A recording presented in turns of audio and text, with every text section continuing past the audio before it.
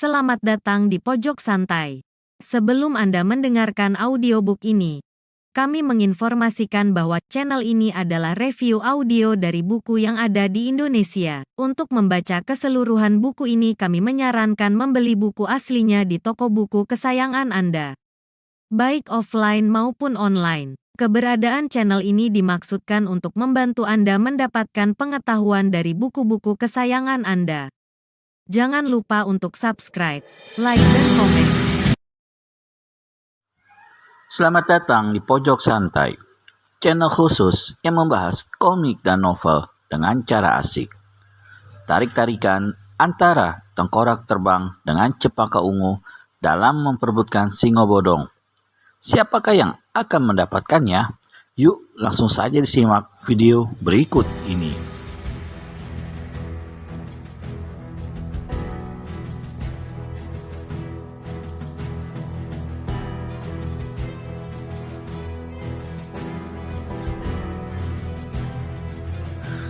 Cempaka, kata tengkorak terbang tanpa ada kesan mengimbangi kemarahan perempuan itu. Kalau aku bukan orang yang ditugaskan oleh ibumu untuk menangkap orang asing yang berkeliaran di pantai, aku akan serahkan orang besar ini kepadamu. Atau mungkin aku telah membunuhnya saat kutemukan ia terkapar di pantai. Tapi demi menjunjung tinggi titah sang ratu, demi hormatku kepada ibumu, aku harus serahkan orang ini hidup-hidup kepada beliau. Jadi tolong jangan paksa aku bertarung melawanmu hanya mempertahankan orang yang nantinya akan dijatuhi hukuman mati oleh ibumu. Biarkan aku membawa orang ini ke istana Cambuk Biru dan jangan halangi langkahku lagi, Cempaka Ungu. Perempuan berhidung bangir itu sentakan napas kekesalannya lewat lubang hidung. Agaknya ia mulai bisa memahami kata-kata tengkorak terbang. Gerakan uratnya yang kencang kelihatan mengendor. Pedangnya mulai dimasukkan kembali ke sarung pedang yang ada di punggung. Tapi sikapnya masih keras dan ketus.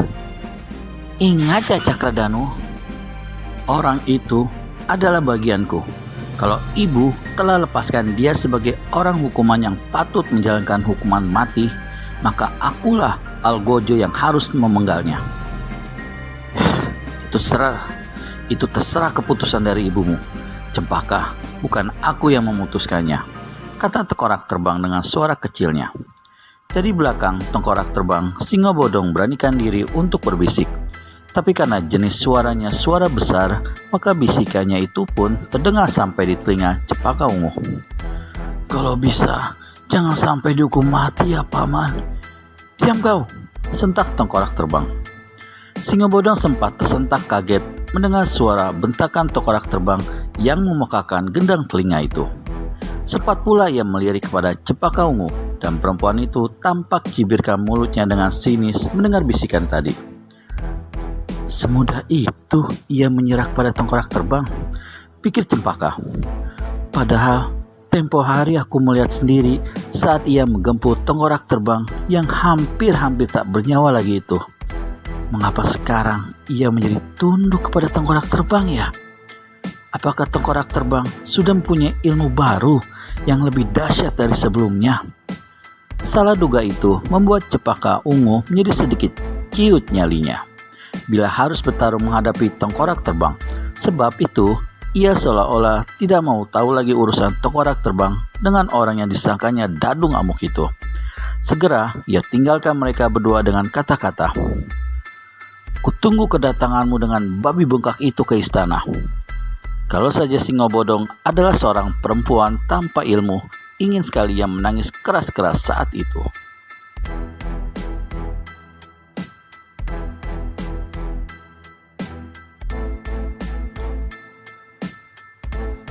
Betapa sedih hatinya melihat banyak orang yang memusuhi dirinya, sedangkan dia tidak merasa berbuat jahat kepada orang-orang itu. Ternyata orang-orang Pulau Beliung banyak yang tidak suka melihat kehadirannya.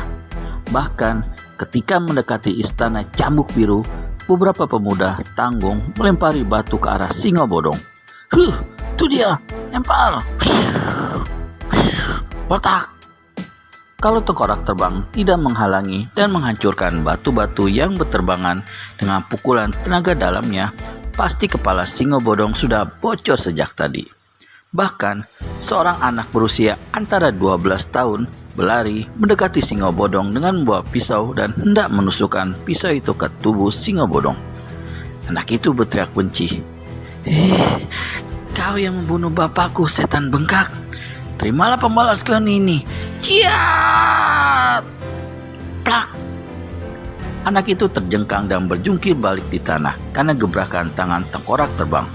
Anak itu bukan anak yang punya ilmu, hanya punya dendam dan keberanian saja, sehingga dengan ditampar pipinya sudah melintir jatuh dan kesakitan. Singo bodong merasa sangat bersyukur bertemu tengkorak terbang, walau tetap saja diserahkan kepada pengadilan sang ratu. Tetapi dapat dibayangkan olehnya, seandainya ia berada di pulau itu tanpa tengkorak terbang, jelas tubuhnya akan hancur dicincang banyak orang yang menaruh dendam padanya. Di dalam hati singo bodong terlontar lagi keluhannya. Seandainya Suto dan Dewa Racun ada bersamaku, maka habislah orang-orang itu di amuknya. Suto, di mana kamu? Apakah kamu tidak tahu kalau aku dimusuhi orang begini banyaknya dan aku tak bisa berkutik sedikit pun? Beresek benar Suto dan Dewa Racun pergi dari perahu tanpa membawaku. Menyesal sekali aku mengikuti langkah orang yang kubangga-banggakan itu. Ternyata Suto tidak seperti bayangan kebanggaanku. Waktu tengkorak terbang mendekati pintu gerbang istana bersama singo bodong, beberapa orang yang menjadi prajurit istana itu segera mengepung mereka berdua. Orang-orang itu bersenjata semua dan senjata mereka siap menghujam ke tubuh singo bodong. Melihat ujung-ujung tombak yang runcing, mata pedang yang berkilat tajam, singo bodong menjadi hampir tak bisa berjalan lagi karena gemetarnya kedua lutut begitu kuat. Tengkorak terbang tetap tenang di dalam kepungan itu. Mulanya ia sempat menduga orang-orang itu adalah suruhan Cepaka Ungu, tapi pikirannya segera berubah setelah ia ingat amukan dadung amuk yang banyak menimbulkan korban, baik prajurit-prajurit pengawal istana atau penduduk desa tak bersalah. Mungkin prajurit-prajurit yang mengepungnya saat itu bersikap waspada dan siap tempur melihat orang yang datang adalah orang yang disangkanya dadung amuk. Untuk apa kalian mengepung kami? Suara tengkorak terbang sedikit menyentak. Orang-orang yang mengepung hanya saling pandang. Bubarkan kepungan ini, setak tengkorak terbang lagi. Tidak bisa, jawab salah seorang dari mereka. Kenapa tidak bisa? Karena kau bersama dadung amuk. Apa kau tak lihat keberadaanku di sini?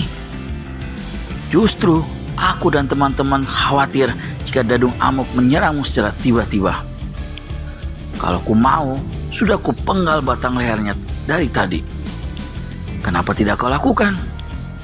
Karena dia sudah menyerah dan siap dihadapkan di pengadilan sang ratu. Siapa menentang langkahku ini berarti menentang keputusan sang ratu. Orang yang tadi berani bicara sekarang terdiam. Matanya memandangi teman-temannya. Teman-temannya juga saling pandang satu dengan yang lain. Pada saat hening tanpa kata, tengkorak terbang cepat sentakan suaranya lagi. Minggir kalian! Maka 4 orang yang menutup jalan menuju pintu gerbang itu pun segera menepi dengan sikap tetap mengacungkan senjatanya, seakan-akan berjaga-jaga mendapat serangan sewaktu-waktu dari singo bodong yang dianggap tawanan mereka. Buka pintu!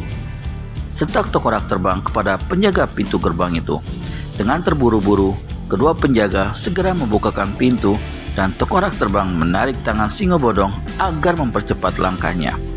Kali ini singo bodong ada di belakang tengkorak terbang yang melangkah lebih dulu.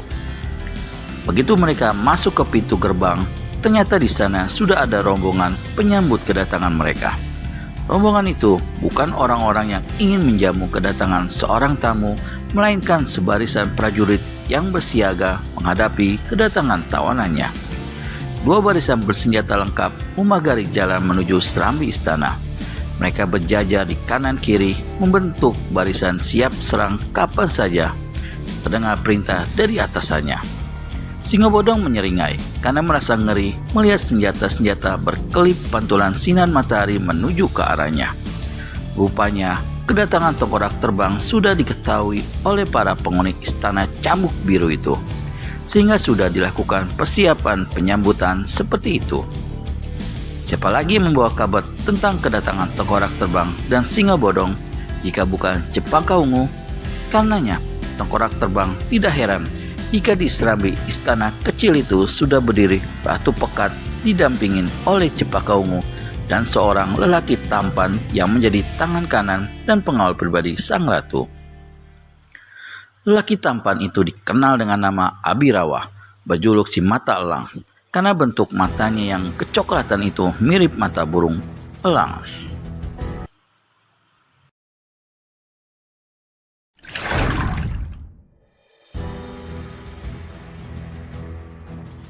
Rupanya, kedatangan tengkorak terbang sudah diketahui oleh para penghuni istana cambuk biru itu, sehingga sudah dilakukan persiapan penyambutan seperti itu. Siapa lagi yang membawa kabar tentang kedatangan tengkorak terbang dan Singo Bodong jika bukan Cempaka Ungu? Karenanya, tengkorak terbang tidak heran jika di serambi istana kecil itu sudah berdiri Ratu Pekat didampingi oleh Cempaka Ungu dan seorang lelaki tampan yang menjadi tangan kanan dan pengawal pribadi sang ratu.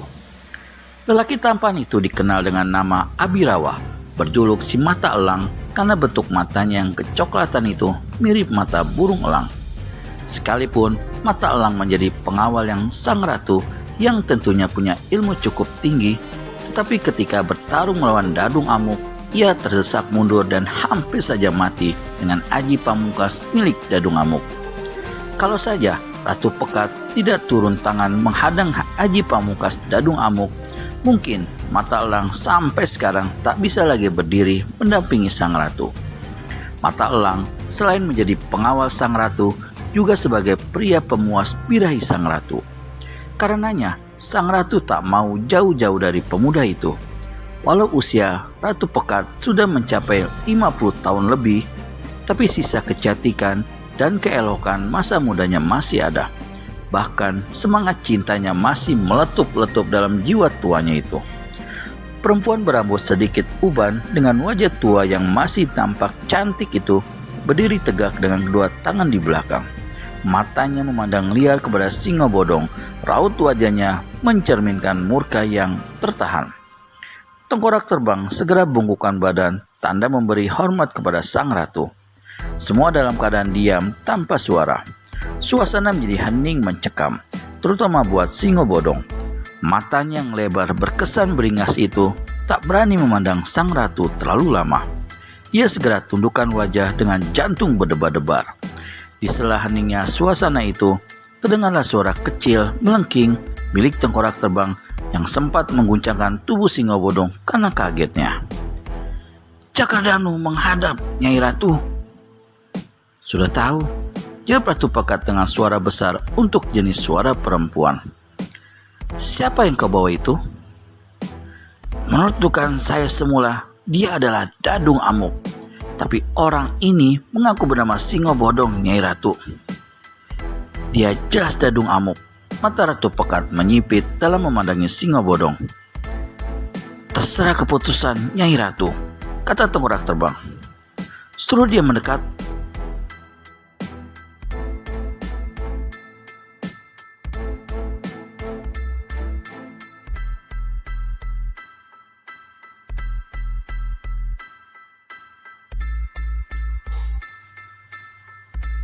kemudian tengkorak terbang menyuruh Singo Bodong mendekat. "Kau dengar apa perintahnya? Cepat sana, mendekatlah." Aku takut, Paman." Singo Bodong meringis takut dengan mata berkedip-kedip. Ia bagaikan memohon belas kasihan dan pembelaan dari tengkorak terbang. "Mendekatlah sebelum Ratu murka," sentaknya dalam bisik.